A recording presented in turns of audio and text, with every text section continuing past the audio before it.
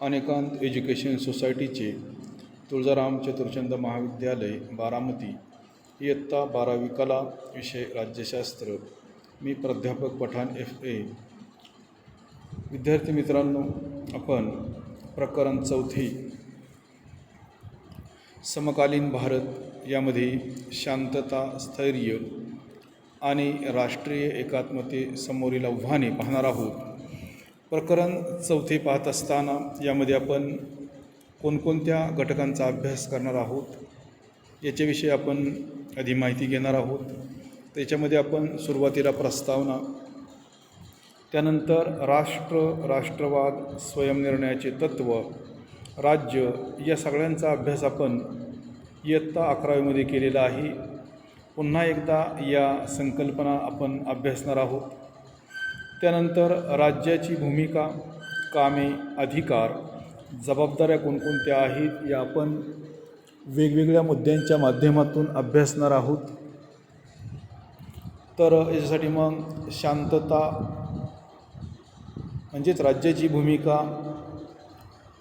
आपल्याला सांगता येणार आहे काही मुद्द्यांच्या माध्यमातून. त्यामध्ये पहिला मुद्दा आपल्याला सांगता येईल शांतता व सुव्यवस्था राखणे. दुसरा मुद्दा आपल्याला सांगता येणार आहे आर्थिक प्रगती करणे. तिसरा मुद्दा आहे राष्ट्र उभारणी करणे. त्यानंतर चौथा मुद्दा याच्यामध्ये आपल्याला सांगता येईल शासन संस्थेत सहभाग घेणे. यातील 5वा मुद्दा आहे लोककल्याण करणे. त्यानंतर राष्ट्रीय एकात्मता. त्यानंतर राष्ट्रीय एकात्मतेशी संबंधित समान मूल्ये आपल्याला 6 ते 7 मुद्द्यांच्या माध्यमातून पुढीलप्रमाणे सांगता येतील.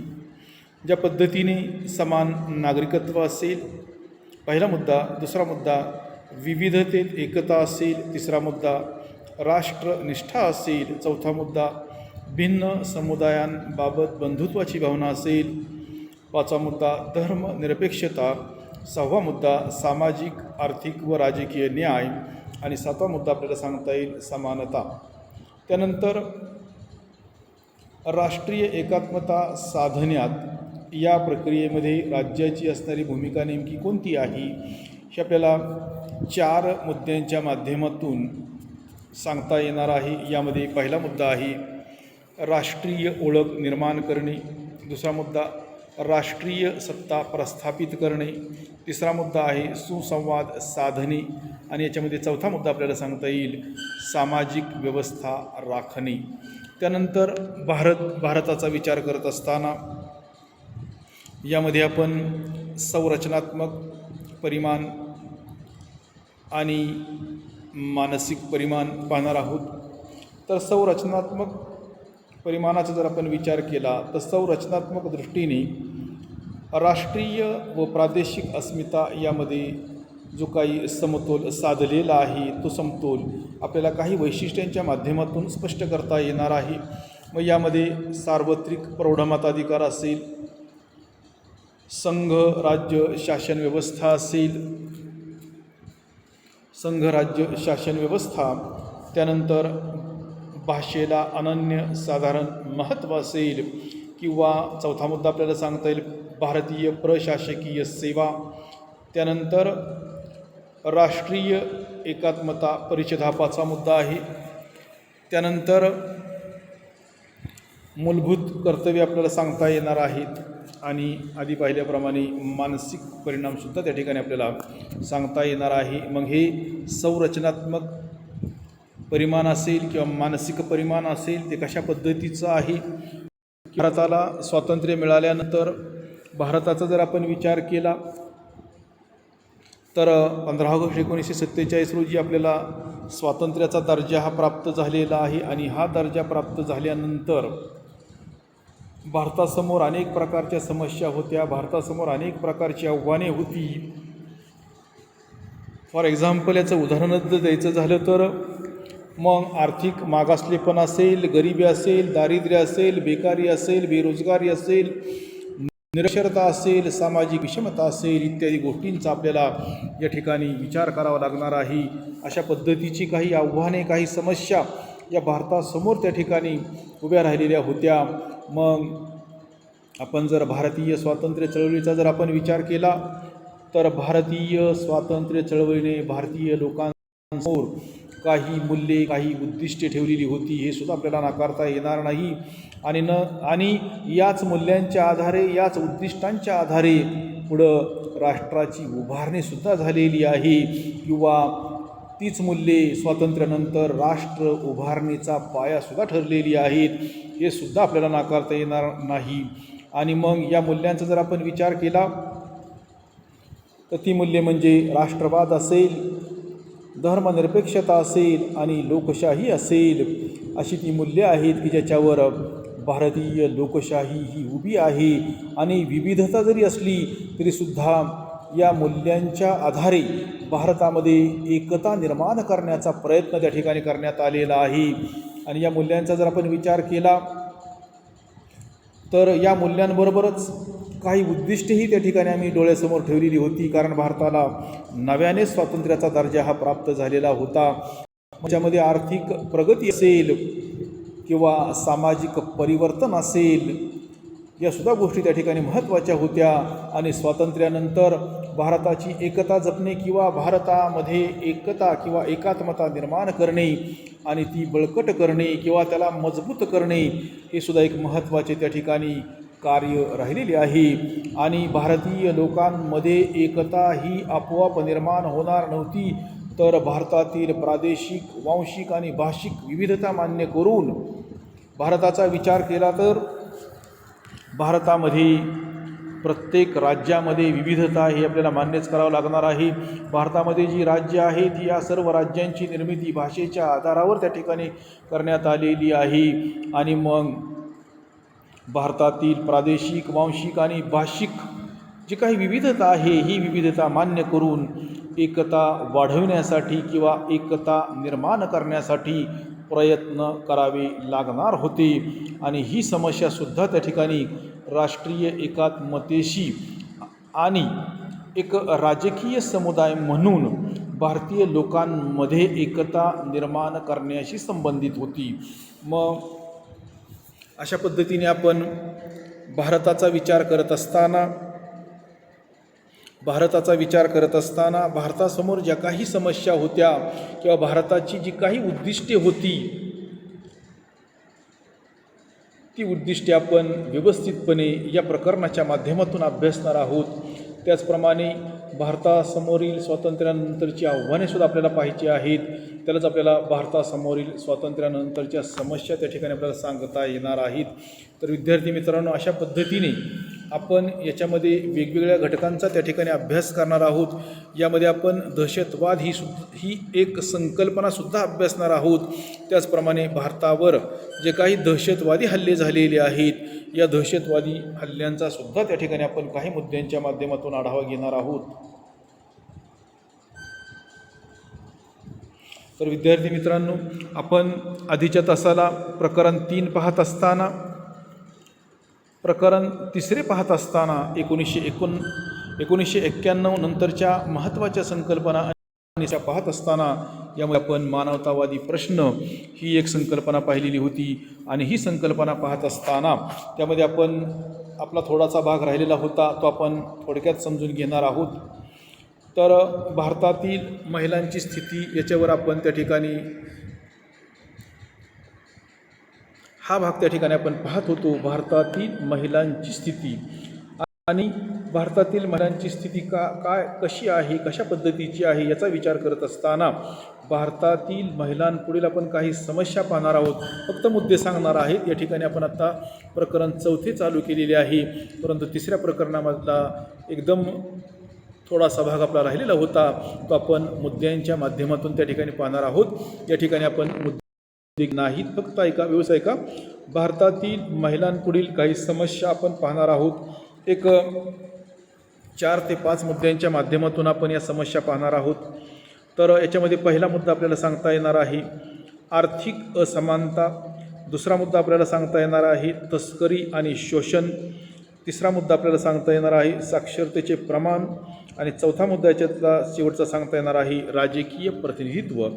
या सगळ्यांचा विचार करत असताना या सर्व महिलांपुढील त्या ठिकाणी समस्या आहेत असं आपल्याला ठिकाणी म्हणता येणार. परंतु नंतरच्या काळामध्ये भारत सरकारने महिलांसाठी काही कायदे त्या ठिकाणी केले आणि त्या कायद्यांच्या माध्यमातून त्या ठिकाणी महिलांना संरक्षण देण्याचा प्रयत्न केंद्र सरकारच्या माध्यमातून त्या ठिकाणी करण्यात आलेला आहे. आणि भारतामध्ये लोकशाही कायदे आणि विकासात्मक धोरणांच्या परिघात वेगवेगळ्या क्षेत्रांमध्ये त्या ठिकाणी महिलांच्या प्रगतीसाठी वेगवेगळी धोरणे आणि कार्यक्रम त्या ठिकाणी आखण्यात आलेली आहेत.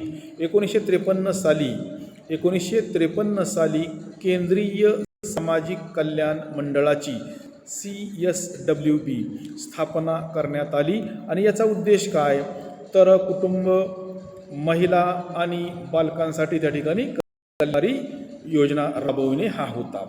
मग 1960चं दशक असेल, 1970चं दशक असेल, 1980चं दशक असेल, 1990चं दशक असेल, याच्यामध्ये महिलांसाठी त्या ठिकाणी वेगवेगळे कायदे हे करण्यात आलेले आहेत. 1990च्या दशकाचा जर विचार केला तर 1990च्या दशकामध्ये महिलांना किंवा महिलांच्या मनामध्ये आत्मविश्वास निर्माण करण्यासाठी सक्षमीकरण ही संकल्पना त्या ठिकाणी भारतामध्ये राबवण्यात आलेली आहे. आणि त्याच पद्धतीने महिलांना संरक्षण देण्यासाठी राष्ट्रीय महिला आयोगाची त्या ठिकाणी स्थापना करण्यात आली. त्याचप्रमाणे भारताच्या संविधानातील 73व्या व 74व्या घटनादुरुस्तीमुळे पंचायत समिती असेल किंवा नगरपालिकांमध्ये महिलांना त्या ठिकाणी आरक्षण देण्यात आलेलं आहे. आणि नंतरच्या काळामध्ये भारत सरकारने त्या ठिकाणी आणखीन काही महिलांसाठी कायदे त्या ठिकाणी केलेले आहेत की ज्याचा फायदा महिलांना त्या ठिकाणी होताना आपल्याला दिसून येत आहे. तर अशा पद्धतीने आपण प्रकरण 3 त्या ठिकाणी थोडासा भाग त्या ठिकाणी राहिलेला होता. आपण फक्त मुद्देच त्या ठिकाणी पाहिलेले होते आणि आत्ताही आपण फक्त मुद्देच थोडक्यामध्ये पाहिलेले आहेत. तर आपण प्रकरण 4 समकालीन भारत यामध्ये शांतता, स्थैर्य आणि राष्ट्रीय एकात्मतेसमोरील आव्हाने हे प्रकरण पाहत असताना याची जर आपण प्रस्तावना पाहिली तर आपल्याला असं सांगता येणार आहे की लोकशाहीचा जर आपण विचार केला, लोकशाही म्हणजे काय, तर लोकांसाठी लोकांकडून चालविलेले शासन म्हणजे लोकशाही होय. लोकशाहीला आपण एक जीवन पद्धती म्हणतो. लोकशाहीमध्ये स्वातंत्र्य आहे, समता आहे, बंधुता आहे आणि न्याय आहे. म्हणूनच आपण लोकशाहीला एक जीवन जगण्याची पद्धती असे म्हणतो. आणि लोकशाही शासन पद्धतीचा जर खरा मालक कोण असेल तर लोकशाहीचा खरा मालक जनताही आहे असं आपण जर म्हटलं तर ते चुकीचं होणार नाही. मग या लोकशाहीचा जर आपण विचार केला तर लोकशाही समाज रचनेमध्ये त्या ठिकाणी वैचारिक विविधताही असणारच आहे आणि ही विविधता वेगवेगळ्या स्वरूपांमध्ये आपल्याला पाहावयास असते. मग ही विविधता मग आपल्याला असं सांगतं की मग सामाजिक असेल, आर्थिक असेल, राजकीय असेल आणि सांस्कृतिक अशा वेगवेगळ्या घटकांच्या स्वरूपामध्ये असते. किंवा लोकशाही समाज रचनेमध्ये जी वैचारिक विविधता आपल्याला दिसून येते, ही वैचारिक विविधता त्या ठिकाणची जी काही सामाजिक परिस्थिती आहे, राजकीय परिस्थिती आहे, आर्थिक परिस्थिती आहे आणि सांस्कृतिक जी काही त्या ठिकाणी विविधता आहे, या सगळ्या गोष्टींच्यामुळे लोकशाही समाज रचनेमध्ये किंवा लोकशाही शासन पद्धतीमध्ये आपणाला त्या ठिकाणी विविधताही दिसून येते. मग भारताचा जर आपण विचार केला, आपल्या देशाचा जर आपण विचार केला तर मग भारतातील स्थितीचा जर आपण विचार केला तर जगातील इतर देशांपेक्षा भारताची असणारी स्थिती सर्वच प्रकारची ही त्या ठिकाणी भिन्न असल्याचे आपल्या लक्षात येते. मग जात असेल, धर्म असेल, गरिबी असेल, निरक्षरता असेल, लोकसंख्येचा दबाव असेल किंवा भाषिक आणि वांशिक विविधता यांमुळे ती काय झालेली आहे, अधिक गुंतागुंतीची झालेली आहे. भारताची समाज रचना ही वेगवेगळे धर्म असतील, जाती असतील, गरिबी असेल, निरक्षरता असेल, लोकसंख्येचा दबाव असेल, भाषिक आणि वांशिक जी काही विविधता आहे, यामुळे लोकशाही समाज रचनेमध्ये त्या ठिकाणी आपल्याला विविधताही पाहावयास मिळते. मग त्याच पद्धतीने लोकशाही शासन पद्धती म्हटल्यानंतर या ठिकाणी वेगवेगळी आंदोलने होणार आहेत, वेगवेगळ्या जनतेकडून मागण्या येणार आहेत, वेगवेगळ्या जनतेच्या अपेक्षा असणार आहेत आणि त्यातूनच मग काही गोष्टी त्या ठिकाणी घडताना आपल्याला दिसतात. लोकशाही शासन पद्धतीमध्ये वैचारिक विविधता असल्या कारणामुळं या ठिकाणी मग शेतकरी असंतोष असेल, कामगार आणि विद्यार्थी आंदोलने असतील किंवा जातीय दंगली असतील किंवा जातीय हिंसाचार असेल आणि याच्यामुळे जी काही निर्माण होणारी परिस्थिती आहे या गोष्टी आमच्यासाठी नवीन नाहीत आणि या सर्व गोष्टी विविधता असल्या कारणामुळेच घडतात असं आपल्याला ठिकाणी सांगता येणार आहे. आणि या सर्व गोष्टी आपण जर विचार केला तर या सर्व गोष्टी घडत असतात आणि सुशासन आणि कायदा, मग या सर्व गोष्टी का घडतात याचा जर आपण विचार केला, वास्तविक पाहता समाजामध्ये शांतता आणि सुव्यवस्था असली पाहिजे. प्रत्येकाला आपली भूमिका त्या ठिकाणी मांडता आली पाहिजे, प्रत्येकाला त्या ठिकाणी आपली भूमिका मांडता आली पाहिजे आणि प्रत्येकाला न्याय हा मिळालाच पाहिजे. मग अशा प्रकारची परिस्थिती ही का निर्माण होते, तर मग सुशासन असेल आणि कायदा असेल यांच्या अंमलबजावणीमध्ये जी काही कमतरता राहते आणि या कमतरतेमुळेच सार्वजनिक त्या ठिकाणी जीवनामध्ये अराजकता अशा पद्धतीची निर्माण होते असं आपल्याला या ठिकाणी सांगता येणार आहे किंवा नमूद करता येणार आहे. मग सार्वजनिक सुव्यवस्था असेल, स्थैर्य आणि शांतता यासाठी सुसंवादी समाज असणे अभिप्रेत असते. म्हणजेच समाजामध्ये शांतता सुव्यवस्था निर्माण करायची असेल तर समाज हा सुसंवादी असणे महत्त्वाचे असते आणि अशा समाजामध्ये मग शांतता भंग असेल, दंगली असतील, उठाव असतील किंवा कायदे मोडणे अशा ज्या काही गोष्टी असतात या गोष्टींना त्या ठिकाणी स्थान नसते. म्हणजेच ज्यावेळेला आपण आपल्या मागण्या सनदशीर मार्गाने, कायदेशीर मार्गाने शासनाच्या समोर मांडतो आणि शासन त्याची दखल घेतं आणि आपल्या मागण्या सोडवण्याचं काम करतं, त्यावेळेला खऱ्या अर्थाने समाजामध्ये शांतता आणि सुव्यवस्था निर्माण होते आणि अशा समाजामध्ये कधीही कोणताही नागरिक, कधीही कोणतीही व्यक्ती चुकीच्या मार्गाचा वापर करत नाही, हे देखील तितकेच महत्त्वाचे आहे. आणि म्हणूनच आपण जर राज्याचा जर विचार केला तर राज्याला सुद्धा काही महत्त्वाची कामे करावी लागतात. मग राज्याचं जर प्राथमिक कार्य काय असेल किंवा राज्याचं जर कर्तव्य काय असेल तर आपल्याला असं सांगता येणार आहे की कायदा आणि सुव्यवस्था राखणे हे राज्याचे प्राथमिक कार्य आहे असे आपल्याला सांगता येणार आहे. आणि मग याच्या अभावी देशामध्ये काय होईल, म्हणजेच ज्यावेळेला राज्य आपलं काम, राज्य आपलं कर्तव्य व्यवस्थितपणे पार पाडते त्याला राज्यामध्ये आपोआप शांतता आणि सुव्यवस्था त्या ठिकाणी निर्माण होण्यासाठी मदत होते. मग राज्याच्या राजकीय, आर्थिक, सामाजिक, सांस्कृतिक प्रगती, शांतता आणि स्थैर्य यांची नितांत आवश्यकता असते. म्हणजेच आपल्याला राज्य पुढे न्यावायचं असेल, राज्याचा विकास करावायचा असेल कोणत्याही क्षेत्रामध्ये, तर राज्यामध्ये शांतता आणि स्थैर्य असणं महत्त्वाचं आहे असं आपल्याला ठिकाणी सांगता येणार आहे. राज्यामध्ये जे काही विविध गट असतात, तट असतात किंवा जे काही समूह असतात, राज्याने त्यांना विश्वासात घेणं महत्त्वाचं आहे आणि ज्यावेळेला अशा गटांचा, समूहांचा राज्यावर विश्वास बसतो त्यावेळेला ऑटोमॅटिक किंवा त्यावेळेला आपोआप राज्यामध्ये शांतता आणि सुव्यवस्था ही निर्माण होण्यासाठी मदत मिळते.